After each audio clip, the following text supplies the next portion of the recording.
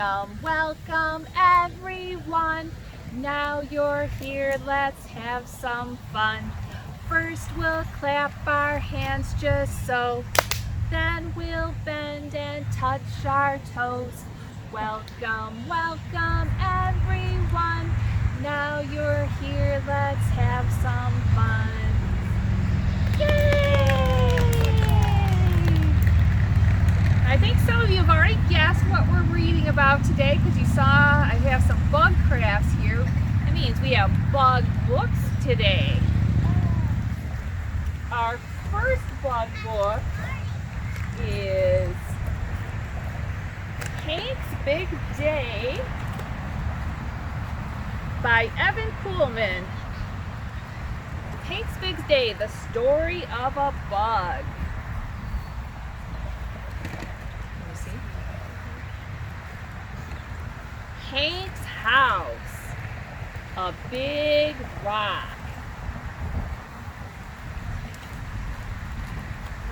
Hank, a pill bug, crawls out from under. This is Hank.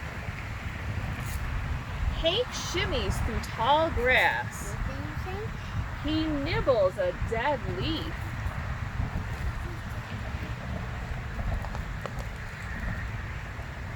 Breakfast over, Hank creeps past a cricket. He comes upon a worm tied in a knot and an ant carrying a potato chip. Oh, that's a big ant. Yikes! Well, that's the scary grasshopper. Yeah. See the grasshopper? Hank climbs on a long stick. He continues climbing on the stick. He finishes climbing the stick. Then he curls up in the tall grass. Hank scoots along and finds himself on a sidewalk. He looks both ways, starts to cross.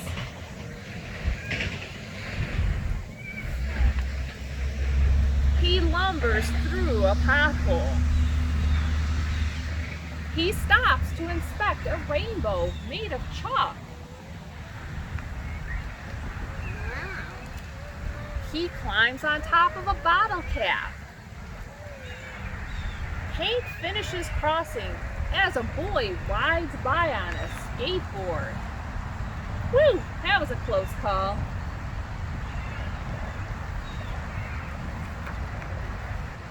Hank trudges onward and comes upon a smiling face. She's dressed up like her hero, the famous flyer Amelia Earhart. With Amelia's help, Hank crawls onto her helmet.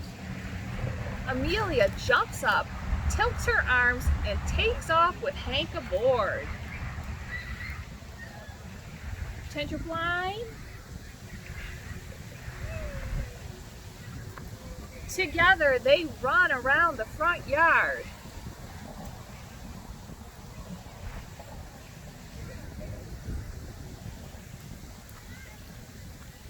Amelia and Hank zip through the side yard.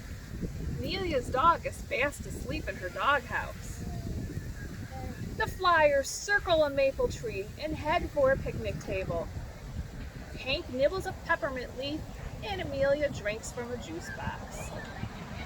Snack break over, Amelia puts out her hand and Hank crawls back on board.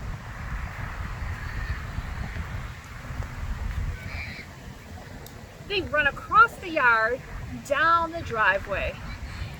Amelia's brother, Aaron, is playing with his army guys.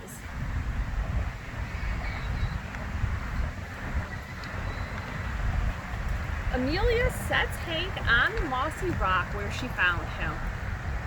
Hank gazes up at Amelia.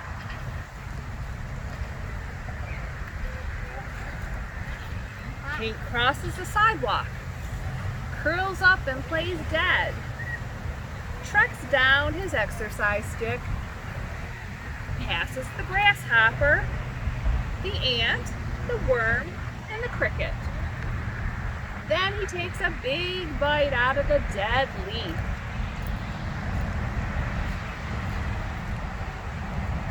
And when the day is done, Hank crawls under his rock at last. Home sweet home. The end. Yay! So we have a song, and you gotta do some wiggling. You can stand up if you want to do some wiggling, but you can act it out a little bit. It goes, can you wiggle like a worm? Can you squiggle? Can you squirm? Can you flutter? Can you fly like a gentle butterfly? Can you crawl upon the ground like a beetle that is round? Can you move with me? Can you flip? Can you flop? Can you give a little hop?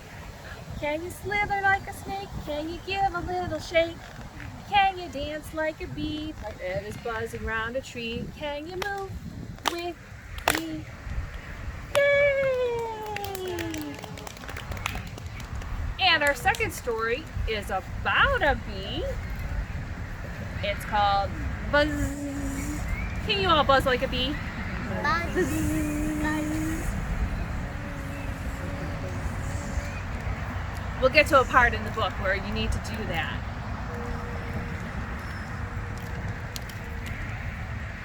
Buzz loved being a bee. She loved the taste of honey. She loved dozing in her cozy hive. She loved nosing in the sunlit clover. But you know what she loved most of all? She loved flying.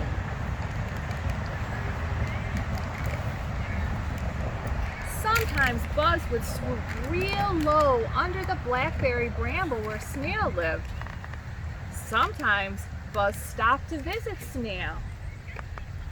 Snail, who could not fly, enjoyed hearing Buzz tell about the world beyond the berry bramble. Buzz would buzz the latest.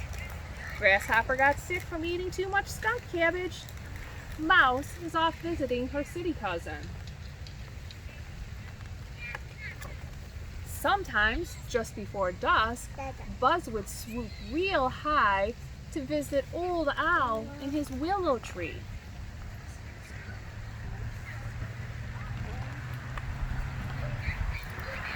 Old Owl always had wise things to say. Honey isn't everything. Let sleeping owls alone. One day, when Buzz was out flying, a storm came up, and a wind blew a sheet of newspaper out from under a bench. The headline caught Buzz's eye. Buzz flew in for a closer look. She was shocked as she read the story. Oh, what could be so shocking? Professor declares bees can't fly. Professor Emil Popkin's study is complete. He says the body of a bee is too chunky for flight. Airplanes, birds, and dragonflies are made to fly, he says. But a bee's chunky body, well, it has no business getting off the ground. And yet, the rest of the article was missing. But Buzz had read enough. If someone like Professor Popkin said bees can't fly, it must be true. Buzz bobbled and wobbled and fell flip to the ground.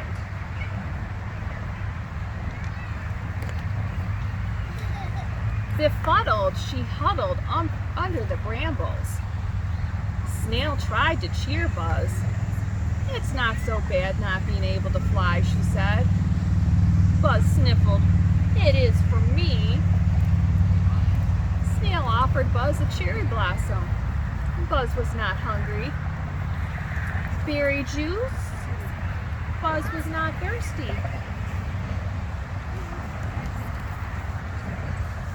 Buzz sniffed the afternoon air. I smell smoke. She peered into the woods and saw a flicker of flame. "Fire!" she cried. "Old Owl is in there." Old Owl was a very sound sleeper. Nothing ever woke him before dusk. Buzz had to get to her friend fast. Buzz raced around a fallen pine cone, scrambled over a twig. She stumbled, she tumbled, she tripped and she flipped. Old Owl needed her, and all she could do was run. How would she ever get up the tree? Buzz wished she had never read the professor's words. The words thumped like her beating heart as she raced over the forest floor. Bees can't fly, bees can't fly, bees can't fly. I must warn Owl, I must warn Owl, I must warn Owl. The more she thought of Old Owl, the less she thought of the professor's words. Until suddenly, the milkweeds were below her, and the firelight was warm on the buzzing blur of her wings. She was flying.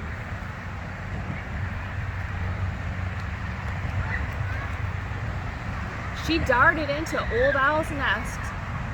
Smoke billowed and made her drowsy. She settled woozily by her friend and buzzed as loud as she could. Can everybody buzz? Buzz, buzz. She held that note until she toppled into Old Owl's ear. Old Owl woke with a start. "Fire!" he cried and swooped from the nest. He perched in the hollow of a nearby maple tree and waited. Luckily, it soon began to rain. Later, when it stopped, Old Owl shook his damp feathers. Then he sneezed. Out from his ear popped Buzz. "Buzz," said Owl, "what are you doing in my ear?" "I think I saved you," said Buzz. "And I can fly." "Of course you can fly," said Old Owl. "You're a bee. Bees fly." "Yes," said Buzz. "You're right. I'm a bee. And I can fly." The end. Yay! We got a little bee rhyme. A bumblebee is on my nose. Bumblebee is on my toes. On my nose, on my toes. Bzzz, there he goes. Let's see, can you guys all do that together with me? You got a bumblebee? Bumblebee is on my nose. Bumblebee is on my toes. On my nose, on my toes. Bzzz, there he goes. We have one last story. We'll save the shortest one for last because I know we start getting squirmy after a bit. Our last one is beautiful butterflies.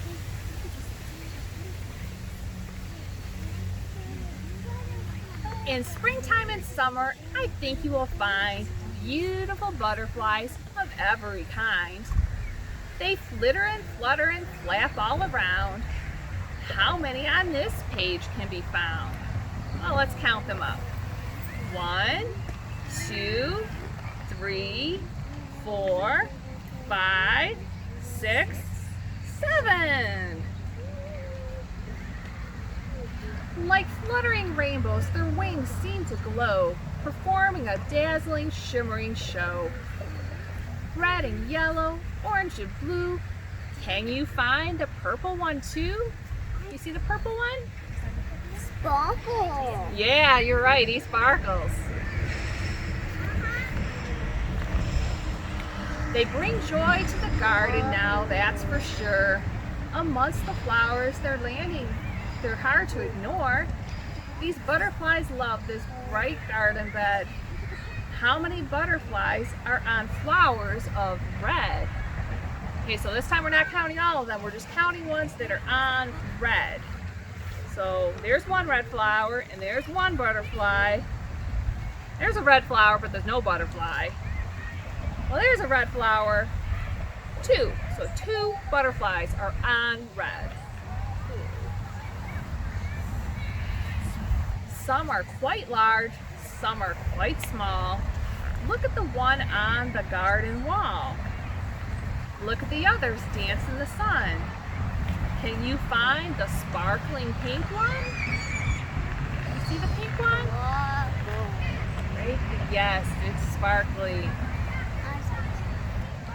With delicate patterns drawn on their wings, butterflies are such magnificent things. Stripes and spots and zigzags too. Can you find the one with splotches of blue? The end. Yay! We have one last song. If you have been watching the story times online during the spring, you learned the ant song. And if we have a little bit of counting in the ant song, and you need your fingers. Got your fingers ready? The ants go marching one by one, hurrah, hurrah. The ants go marching one by one, hurrah, hurrah. The ants go marching one by one, the little one stopped to suck his thumb, and they all go marching down around the town. Boom, boom, boom. The ants go marching 2 by 2, hurrah, hurrah. The ants go marching 2 by 2, hurrah, hurrah. The ants go marching 2 by 2, the little one stopped to tie his shoe, and they all go marching down around the town. Boom, boom, boom. The ants go marching 3 by 3, hurrah, hurrah. The ants go marching 3 by 3, hurrah, hurrah. The ants go marching 3 by 3, the little one stopped to climb a tree, and they all go marching down around the town. Boom, boom, boom. The ants go marching 4 by 4, hurrah, hurrah. The ants go marching 4 by 4, hurrah, hurrah. The ants go marching 4 by 4, the little one stopped to shut the door, and they all go marching down around the town. Boom, boom, boom. The ants go marching 5 by 5, hurrah, hurrah. The ants go marching 5 by 5, hurrah, hurrah.